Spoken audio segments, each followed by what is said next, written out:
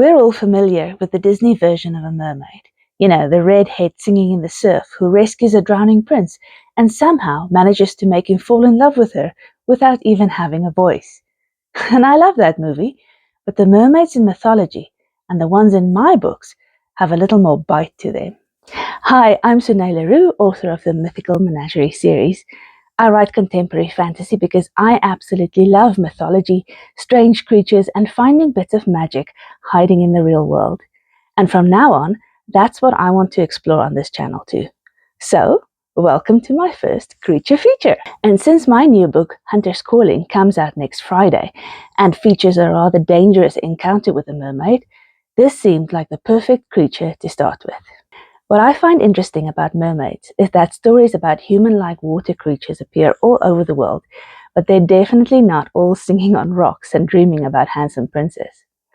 Depending on where you encounter one, a mermaid might give you treasure, predict your death, summon a storm, or grant you immortality in a particularly gruesome way.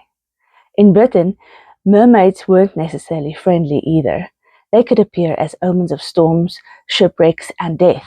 And that's one of the fascinating things about mermaid folklore. Depending on where you look, these creatures can be beautiful, benevolent, dangerous, or all three.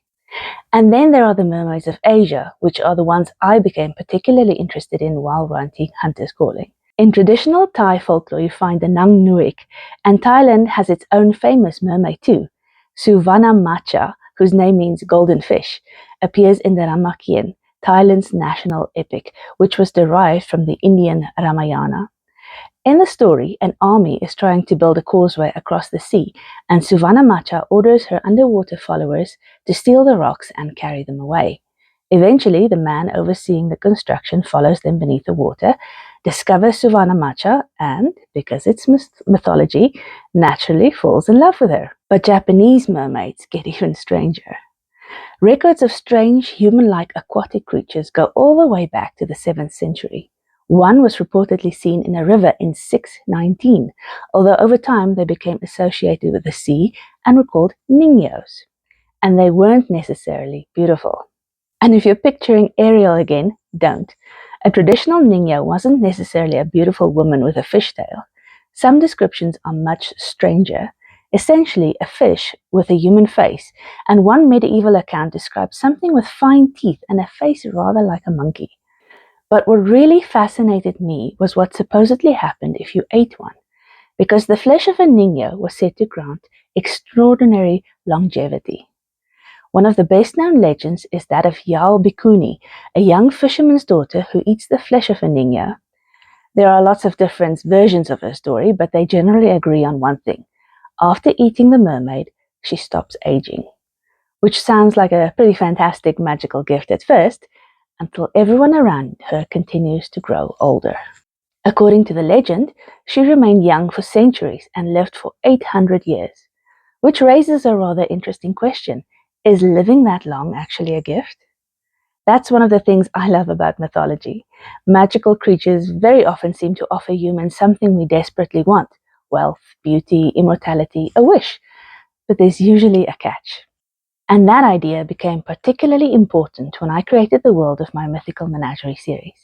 In my books, mythical creatures are real.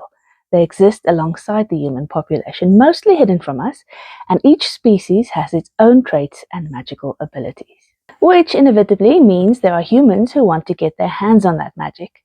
There are people who hunt these creatures, capture them, sell them, or try to extract whatever magical ability they believe the creature can give them. And that brings us back to Hunter's Calling. When the story opens, Ben Miller is in Thailand, running from a future he doesn't want. His backpacking holiday is almost over, and in a few days he's supposed to fly home to London, start a prestigious career in law, and basically live the life his family has planned out for him. And then he meets a young man who's hunting a mermaid. Because according to the story he's heard, if you manage to capture one, she'll grant you a wish. And Ben, who desperately wants his life to change, has every reason to want that story to be true. Of course, this is the Mythical Menagerie universe. Things don't usually go quite so smoothly. And the creature Ben eventually encounters might not be the beautiful golden-haired mermaid princess he's expecting. Hunter's Calling releases on the 28th of August, and you can pre-order it now to have it land in your library the moment it becomes available. It's the origin story of one of the hunters from my Mythical Menagerie series, but you don't need to have read any of the other books first. So if you like contemporary fantasy, dangerous mythical creatures, and stories where myth and the mundane collide, this is a great place to start. And I have a question for you before you go. If eating mermaid flesh meant you could live for 800 years, would you do it? Let me know in the comments.